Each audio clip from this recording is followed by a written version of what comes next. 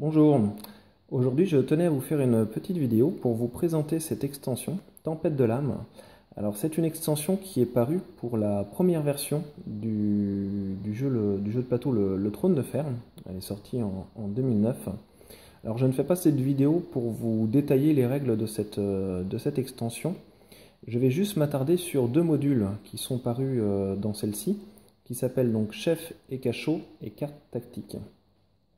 Alors, j'ai découvert cette jouabilité sur un site, le Trône de Fer Online, un site francophone. Ce sont des passionnés qui ont numérisé le jeu de plateau. Et c'est vraiment très plaisant, c'est très réussi. Et ça permet voilà, de jouer aussi à cette version en ligne quand on n'a pas toujours des amis sous le coude pour pouvoir jouer à ce jeu qui est quand même assez important. Alors, dans cette boîte, justement, il y a plusieurs modules, mais on va s'intéresser à deux modules en particulier qui peuvent se jouer, s'additionner à la seconde version du jeu de plateau. Alors, ils collent très bien sur le jeu de base. Je ne l'ai pas forcément testé avec l'extension Une danse avec les dragons. Et il est difficile d'y jouer avec l'extension Mer des Dragons parce que, vous allez voir, il y a du matériel que pour les 6 familles de base. Alors, pour jouer à cette extension, donc nous allons faire la mise en place initiale du jeu de base. Chaque famille suit la mise en place décrite derrière son écran. Il n'y a pas de changement. Dans le principe du jeu, il n'y a pas non plus de changement. Nous prenons les règles de la version de base, donc nous faisons le tour 1 juste avec donc une phase de programmation et une phase d'action. Ensuite, à partir du tour 2, il y aura toujours une phase Westeros, une phase de programmation, une phase d'action, jusqu'à ce que les conditions de victoire soient remplies ou qu'on aille jusqu'à la fin du tour 10. Il n'y a pas non plus de changement pour les conditions de victoire en additionnant ces deux modules. Alors, le premier module qui nous intéresse va être l'extension donc cartes tactiques. Donc, c'est un petit paquet de cartes. Ici, on est en présence des cartes tactiques du joueur Lannister. Pendant la mise en place, on va faire un petit tri des cartes parce que chaque famille, donc chacune des 6 familles, n'a pas forcément le même nombre de cartes. Nous allons jouer avec 5 cartes tactiques. Donc, toutes les 6 familles ont bien les mêmes cartes tactiques. Il y en a juste qu'on a un peu plus que d'autres. Mais nous allons jouer avec ces 5 cartes-là. Contrôle de Westeros, programmation prudente, gérer les troupes, tenir le territoire et sécuriser les otages. Donc, chacune des 6 familles prend bien en sa possession ces 5 cartes-là. Et comment on joue avec? Eh bien, ces cartes vont être utiles au début de la phase de programmation. Au début de la phase de programmation, chaque joueur pose, donc remplit ses territoires où ils ont des unités d'ordre. Et en plus, parmi ces 5 cartes-là, ils vont en choisir une qu'ils vont poser dans un premier temps face cachée, devant leur écran, et mettre le reste dans une pioche. Quand va venir la phase d'action, eh bien, ils vont révéler les ordres et ils vont aussi révéler la carte tactique choisie. Les cartes tactiques peuvent donner donc plusieurs avantages. Par exemple, si on regarde Contrôle de Westeros, vos ordres de marche gagnent plus 2 en force contre une cité ou une forteresse. Gagnez plus 1 à toutes vos mises lors de la prochaine phase Westeros. Donc c'est des cartes qui sont valables généralement un tour entier. Elles restent valables jusqu'à la prochaine, quand on choisit une carte, elles restent valables jusqu'à la prochaine phase de programmation. Si il y a sur les cartes des effets immédiats, comme là par exemple, immédiatement gagnez 2 pouvoirs ou dépensez-en 2 pour choisir une autre carte tactique à utiliser ce tour, en plus de cette carte. Donc au tout début de la phase d'action, si un joueur a une carte tactique avec un effet immédiat, on l'applique. Sinon, les effets restent valables, les autres effets restent valables pendant tout un tour. Et donc, à chaque tour, quand vient la phase de programmation, les joueurs peuvent donc rechoisir une carte tactique parmi leurs 5 cartes disponibles. Quand une carte est choisie, elle ne va pas dans une défausse, elle revient dans notre main, dans la pioche, et au tour suivant, nous avons toujours le choix parmi les 5 cartes. Donc pendant par exemple 3 tours consécutifs, un joueur peut choisir la même carte s'il le veut. Donc voilà, ça va permettre de modifier un peu les stratégies ou d'accentuer un petit peu les stratégies. Accentuer plus une stratégie sur l'attaque, plus une stratégie sur la défense, une stratégie peut-être plus mobile. Et il va y avoir une carte donc, qui va être en relation donc, avec les chefs, l'autre module, chef et cachot, que je vais expliquer après. Une carte va pouvoir nous permettre de libérer les otages. Donc voilà pour le premier module qui va rendre le jeu, voilà, un peu accentuer certaines stratégies pour rendre le jeu peut-être un peu plus nerveux. Alors, l'autre module que nous retrouvons donc, dans cette extension est chef et cachot. Alors, ça va nous apporter un tout petit peu plus de matériel en plus. Premièrement, chaque joueur va poser à côté de son écran donc un cachot que nous posons à côté ou devant notre écran, comme vous voulez. Et nous allons avoir 2 chefs par famille qui vont arriver. Alors, ce sont des petits jetons, donc sur lesquels on va revenir un peu en détail après lors de l'explication, sur lequel nous avons donc 2 faces, une face avec l'image d'un chef. Alors cette image ne vous parle pas parce que ce sont des images qui sont présentes sur les cartes donc famille de l'extension Tempête de l'âme. On va plutôt se repérer par rapport aux couleurs restent les mêmes. Voilà, orange pour les Martell, vert pour les Tyrell, rouge pour les Lannister, ainsi de suite. On va plutôt se repérer aux couleurs que sur l'image des chefs. Donc voilà le matériel. Chaque chef, pour la mise en place, chaque chef donc, arrive dans la zone de départ du joueur. Alors, le petit inconvénient, c'est que l'icône, alors le petit jeton, des fois, c'est pas forcément des petits jetons. Donc pour des petites zones, c'est difficile d'y caser des unités militaires, un pion garnison, les 2 jetons chefs. Mais bon, en tassant un petit peu, on y arrive. C'est le seul petit bémol de ce module à additionner à la seconde version. Sur les petits territoires, c'est difficile de tout y mettre. Alors, comment joue-t-on à ce module, chef et cachot? Le chef et cachot va principalement modifier la phase d'action et les phases de combat. Alors, pour l'explication, on va prendre donc un jeton chef. Donc nous avons la photo, enfin l'image d'un chef. En haut à gauche, nous avons un bouclier avec une force de combat à l'intérieur.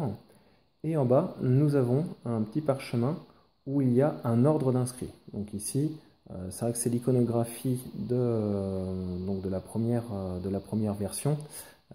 Ce symbole correspond à l'ordre de raid.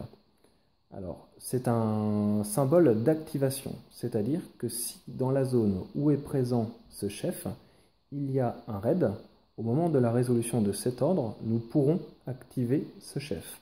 Pour activer un chef, simplement, on retourne le jeton et derrière, il va y avoir l'action que va pouvoir faire ce chef. Alors, sur le derrière du jeton, nous avons donc toujours un bouclier en haut à gauche avec une force de combat. Donc cette fois, la force est différente que sur l'autre côté. Maintenant, nous avons une force de combat de 2. Nous avons l'action, l'ordre que va faire ce chef s'il est activé. Donc, il faut un ordre de raid pour activer ce chef. Et une fois qu'il est activé, ce chef va pouvoir réaliser une marche. Il y a un ordre de marche, donc la hache, qui est inscrit au dos. Et nous avons aussi dans un petit parchemin, ici, une épée. Donc si ce chef engage un combat, eh bien, il aura une force donc, de combat et il apportera aussi une épée dans la résolution du combat. Donc voilà, chaque chef... Alors, certains chefs ont des iconographies différentes. Pour l'activation, ça pourra être donc la consolidation, le raid ou l'ordre de marche. Il n'y a pas d'autre ordre pour, en tout cas sur les jetons, pour activer les chefs. Là, on voit ici que ce chef a une force de 0 sur sa face, un symbole d'activation consolidation. Donc s'il y a un ordre consolidation dans la zone de ce chef et qu'on en vient à résoudre cet ordre, eh bien le joueur pourra l'activer. Alors, on peut l'activer, c'est pas parce qu'il y a cet ordre que ce chef doit être activé. C'est au choix donc du joueur en question d'activer ou non le chef. Cependant, si ce chef est activé, on ne résoudra pas donc l'ordre de consolidation. À la place, on va activer le chef et donc là encore, il y a un symbole de marche au dos avec une force de 2. Et en bas, il y a donc dans le petit parchemin, alors on va refaire un focus, il y a cette fois un jeton pouvoir. Donc dès que ce chef sera activé, immédiatement, ici, que ce chef gagne une bataille ou non ou quoi que ce soit, immédiatement, on gagne un jeton pouvoir. Donc voilà pour l'utilisation des chefs. Les autres règles qui rentrent, alors je refais un petit focus, les autres règles qui rentrent en cours sont que les chefs ne rentrent pas dans le comptage des unités pour le ravitaillement. Ce sont des unités à part, en tout cas elles ne seront pas comptées dans le ravitaillement. Voyons concrètement maintenant comment activer un chef. On va prendre pour exemple, ici, donc par exemple à Au Jardin, vient au tour du joueur Tyriel de résoudre un ordre de raid. Il y a eu un ordre de raid apposé à Au Jardin, avec un cavalier en présence et 2 chefs. Le Tyrell décide de ne pas résoudre l'ordre de raid, mais plutôt d'utiliser ce chef-là, qui demande un raid pour être activé. Donc, on active tout de suite ce chef, on le retourne, et ce chef va devoir faire une marche. Donc, l'ordre de raid en question est remis dans la réserve du joueur, il est retiré du plateau, et on va résoudre l'ordre de marche du chef qui prévaut maintenant. Alors, pour faire un ordre de marche, on suit les mêmes règles que dans le livret de base, à l'exception près qu'il va y avoir une condition pour déplacer les chefs. Un chef ne pourra pas se déplacer tout seul dans une zone. Il sera obligatoirement accompagné d'unités. Que ce soit pour une marche, que ce soit pour une retraite ou quoi que ce soit, un chef ne peut pas se trouver tout seul dans une zone. Donc là, si le chef en question voulait marcher, il devrait marcher avec une unité. Par exemple, il se déplace au bief avec un chevalier. Il y avait aussi un autre chef présent Au Jardin, qui lui aussi peut être déplacé ou peut rester sur place. En l'occurrence, là, il ne peut pas rester sur place, car il n'y a pas d'autre unité Au Jardin.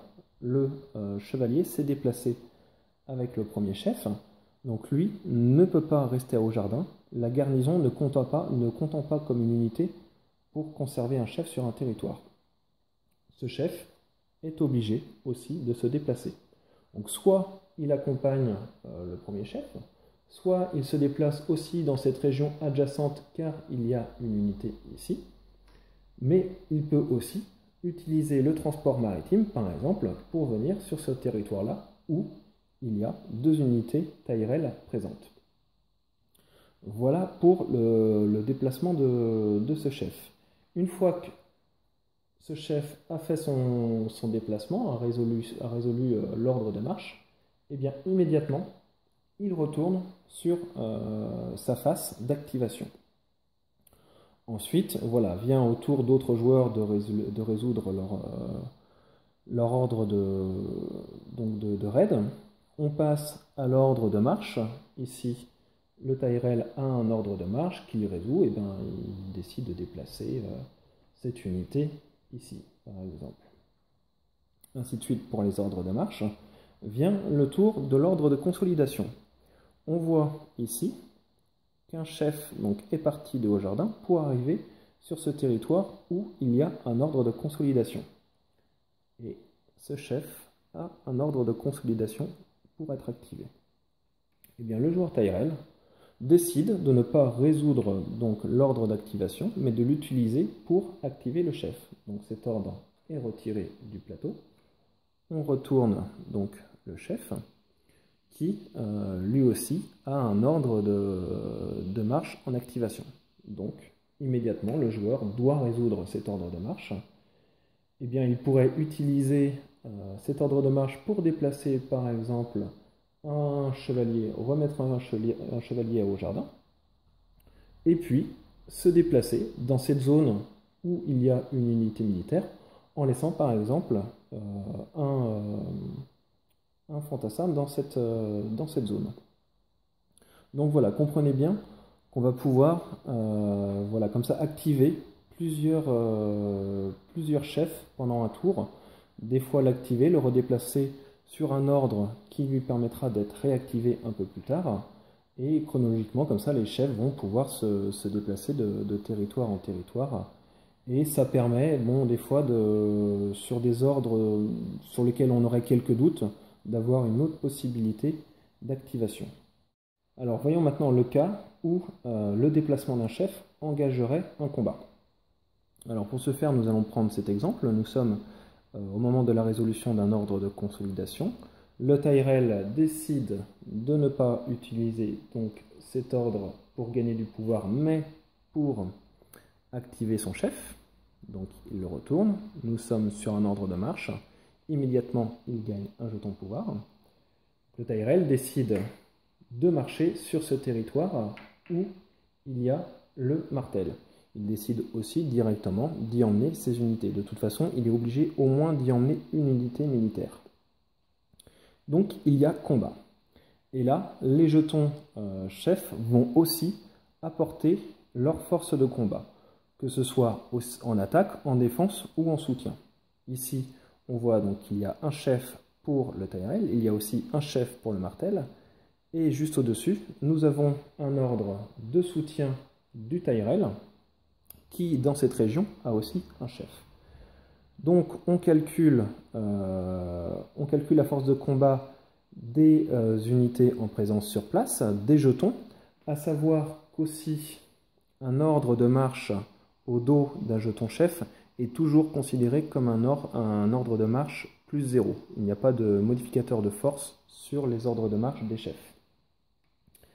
Donc on compte les jetons défense, jetons soutien, les unités militaires, et on additionne aussi donc la force de combat des chefs. Ici, comme il est activé et qui rentre sur le territoire ennemi activé, on va compter la force au dos, donc sur le côté activation du chef. Ici, ce chef Tyrell va apporter une force de 2. Le chef martel qui lui est en défense, il n'est pas activé, il est sur sa face, du coup il apporte juste 1 en force en plus. Idem pour ce chef qui était donc en soutien, il n'est pas activé, il apporte donc du coup une force de 1. On compte l'ensemble de ces forces et ensuite chaque joueur joue une carte. On calcule la force finale avec donc la valeur des cartes et les textes en dessous s'il y a modification. Et celui qui a le plus de force remporte la partie. Remporte le combat, excusez-moi. Alors, la finalité d'un combat va aussi pouvoir nous permettre de capturer des chefs. Alors, il y a plusieurs cas possibles pour la capture de chefs. Par exemple, nous avons vu que lors de ce combat-là, imaginons que le Tyrell gagne et il a été joué donc comme carte ces deux cartes-là. Il n'y a pas de symbole fortification ou épée sur ces deux cartes, donc il n'y a pas de perte pour le martel peut retraiter. Dans le cas où le martel peut retraiter, eh bien, son chef est obligé de retraiter avec l'unité sur le territoire de départ, son unité est mise en déroute et le combat est terminé.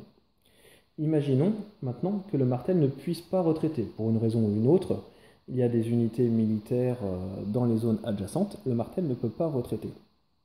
Eh bien, on applique aussi les règles de base pour son unité, elle est détruite, et le jeton martel serait fait prisonnier donc du joueur Tyrell. Le jeton donc chef serait mis dans la zone cachot du joueur Tyrell.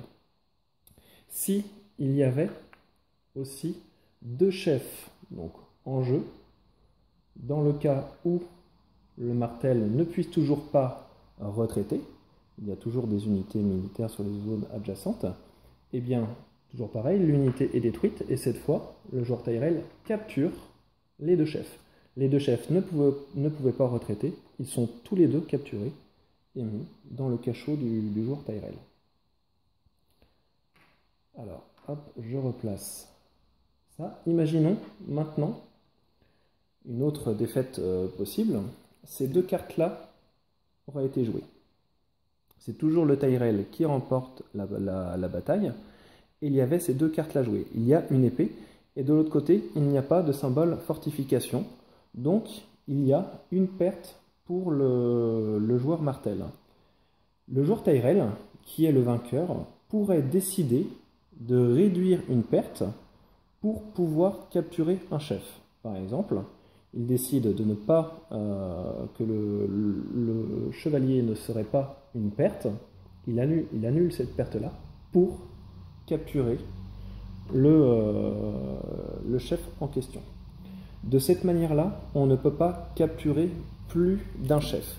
Imaginons que il y avait donc les deux chefs en présence, que ces deux cartes-là aient été jouées. Donc là, le Tyrell a bien une carte avec deux épées, il n'y a pas de symbole fortification du côté du martel. Alors on va même mettre un fantassin en plus. Le joueur Tyrell peut faire deux pertes. Il ne peut toujours annuler qu'une perte pour capturer un chef. Il ne pourrait pas annuler donc les deux pertes, ces deux unités, pour capturer deux chefs. De cette manière-là, on ne pourra toujours capturer qu'un chef. Voilà les différentes manières de capturer un chef. Alors, vous allez aussi avoir la possibilité de libérer vos chefs prisonniers des cachots adverses. Pour ce faire, il va y avoir deux solutions.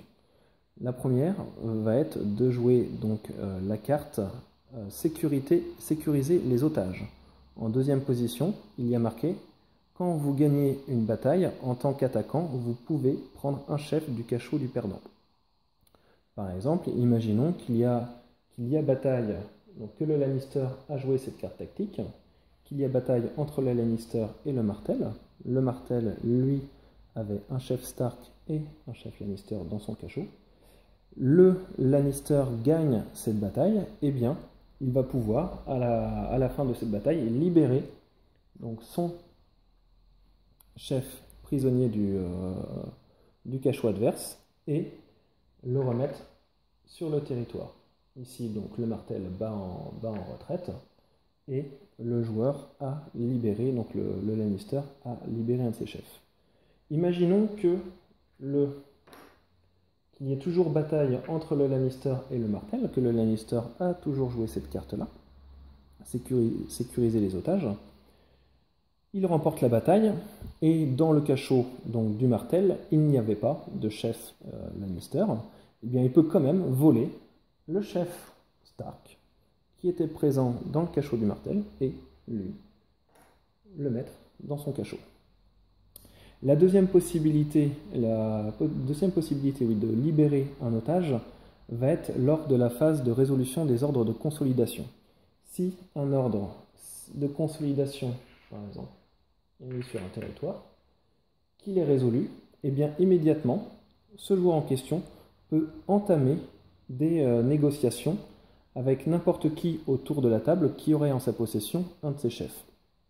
Par exemple, toujours dans le cas où le martel a un chef Lannister, le Lannister résout donc cet ordre de consolidation, il entame des négociations en nommant le chef, donc en nommant le joueur martel, et en ouvrant des négociations, par exemple, alors c'est pas par exemple, c'est en offrant des jetons pouvoir en échange de la négociation de son chef.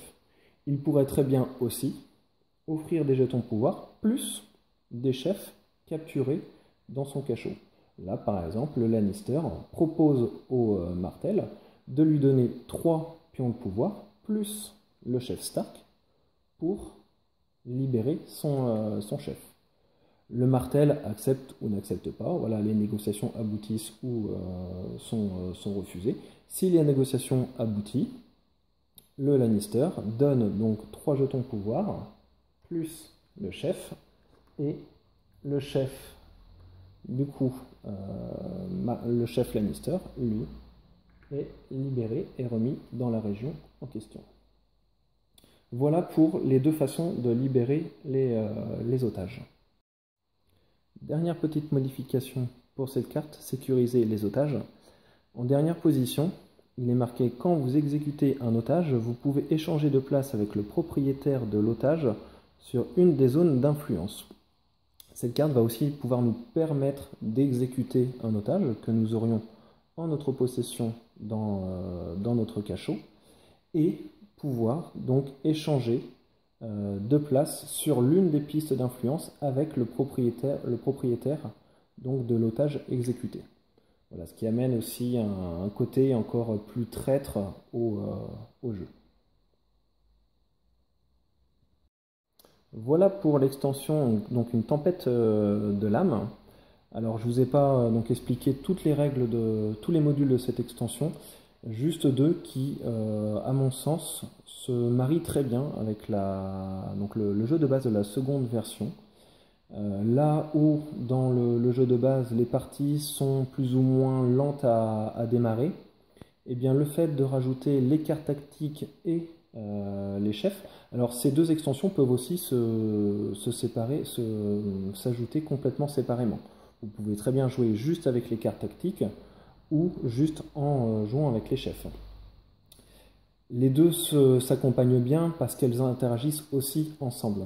Et le fait de rajouter ces deux petites extensions permet de dynamiser un peu le jeu de base qui est des fois un peu lent au départ ou des fois par manque de recrutement ou de choses comme ça, voilà, ne sont pas toujours très dynamiques. Donc c'est une petite extension que j'aime bien. Elle voilà, rajoute un peu moins de lisibilité sur les tactiques parce que c'est vrai que les chefs permettent de faire beaucoup plus de choses, de changer un peu au dernier moment l'utilisation d'un ordre. Donc c'est pas toujours simple d'y voir clair dans la tactique et dans les possibilités, surtout les possibilités de déplacement pour les joueurs. Mais des fois, ça permet, ces chefs permettent, en combinaison avec les cartes tactiques, de conquérir en un tour plusieurs territoires beaucoup plus facilement que si nous n'avions pas ces chefs et ces cartes tactiques. Voilà pour ces deux petits modules supplémentaires.